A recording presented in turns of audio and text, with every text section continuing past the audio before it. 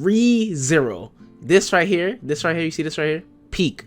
That's all I have to say is peak. Now, ReZero honestly is like one of my favorite isekais, and realistically, I don't even really like a lot of isekais because some of them are really samey-ish, or I just don't really like them as much as I do with like other genres or other things like Slice of Life or fucking Shonen or some shit like that. With there being a few outliers that I actually really do love, i.e. Tiny the Evil, or I do like Overlord or some shit like that. I think they're also pretty fire, pretty good. But ReZero, this itself is probably my favorite isekai. If not Tiny the Evil, probably this right here is my favorite isekai. There's so many things to say about this anime that is just phenomenally good in terms of like maybe the dialogue. And I go, yo, he's spitting. Yo, let him cook. Yo, he said your bar real quick. What a boring answer. If you want to befriend both of them, I can only conclude that you must be the indecisive adulteress type. You'll regret it one day. What a ridiculous display of goodwill! That isn't just disgusting, it's revolt! The wind of untruth is blowing from you. It was you who melted my frozen heart, and through your never-ending care and kindness, made the time that had been stopped for me for so long start moving again. Facility is part of my mansion, which makes turbulence. Or even the perspective of the animation at times, where it will be a serious moment or a core memory of a moment, and it's done so well of just like the camera angle or the way a character does something and the camera angle just like switches, and it's just fucking phenomenal. And man, the voice acting in this show, the voice acting is actually pretty top tier. It's probably maybe one of my favorite dubs, maybe top 10 dubs, because holy cow, like the people like Ram or Subaru, just all the I can't, I know I was gonna put it on the screen. I'll just put it on the screen. What the last thing I want to say is the realism that is in the show. It feels so real of the emotions that's felt specifically with Subaru, but I'll get into that in a second because I want to talk about the plot real fast. Of the obvious plot being that it's an isekai. Subaru is teleported to a new world. We don't know how or whatever the case may be, but it seems like a more fantasy-esque world from the real world. And then now he's trying to find his way, and he stumbles into the position of being with another character, being Amelia. But with that quickly out of the way, there's also spoilers. So if you haven't watched ReZero, go ahead and watch it, and then fucking come back to the damn video. But anyways, the realism that comes with this show, and in terms of like how many times he gets mind breaked, or the insane situations that he's put in, and the emotions, the raw emotions that he puts on the fucking screen from all these different situations. It's fucking wild, bro. Seeing and trying to check out what is the answer to my situation. What do I have to do? Where do I have to go? Who do I have to talk to? What is this change? Should I give up? Should I run away? Is there any possible way of me even getting out of this situation? And just the trials and tribulations that Subaru goes to just to get to the end point of season 1. And yes, I mean season 1. That's specifically, what the fuck can I speak? What I'm talking about. And yes, I have not watched season 2. I'm gonna watch it soon, and then I might even make a video on it depending on how I feel on it and the things I obtain from it. But yeah, this scene I'm talking about specifically was season fucking 1. If it isn't obvious by now, I'm talking about the infamous clip with Rem and Subaru. Now to explain this in my Dollar Tree-esque version of explanation, Subaru with his checkpoint ability, which I didn't actually talk about, but at this point you should have just watched the show at this point.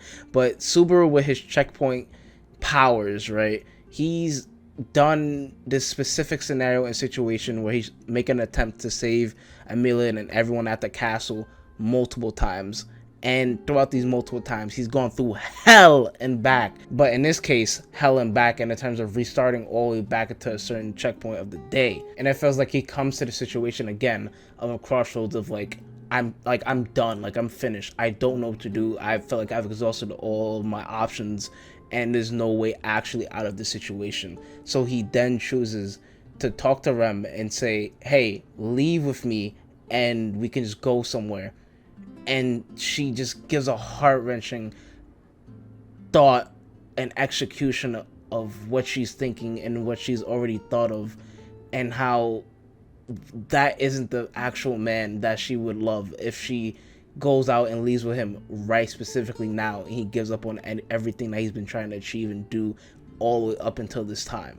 And it's so fucking sad and so much shit to unpack with this scene. Just from the length alone of her explanation of what would happen if they did actually go through with it, and her thought process of like, if I had a family with this man, it just pulls on your fucking heartstrings so hard, man. With everything I said before, with the realism, the dialogue, the speech, everything just coming together in a amalgamation of this one scene and this one moment, just full of emotion. With both Ram and Subaru both reminding me of dreams and the double-sided coins of dreams that everyone has or has gone through in the thing that we call life. With Subaru wanting something, in this case wanting to be with Amelia and wanting to be with her as well as continue on with the life that he has now, but then giving up on it for an easier lifestyle that would, one, not really make him happy, and two, not originally what he would want to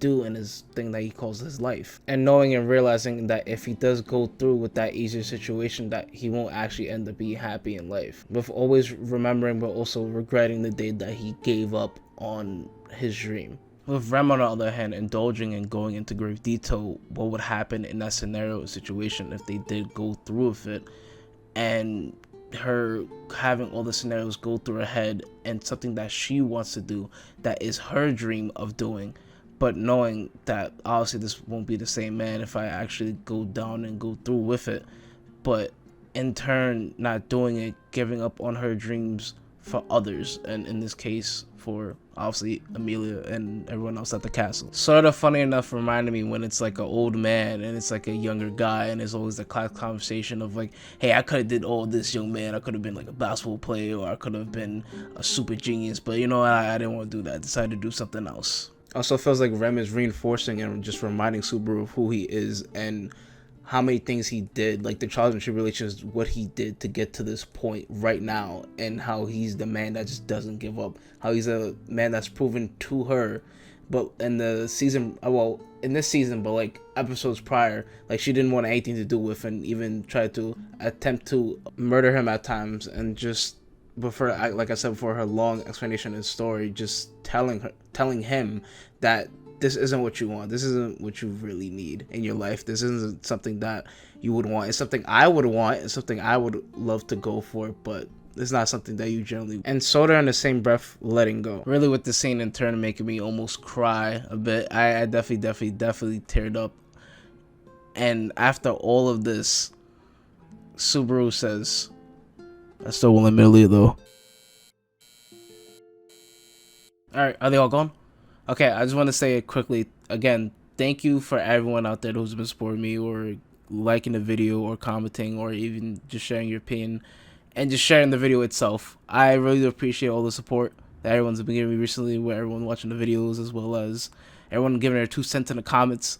Always love hearing that. I love interacting with everyone, regardless of like what they say, or if they differ in opinion. Always love the dialogue.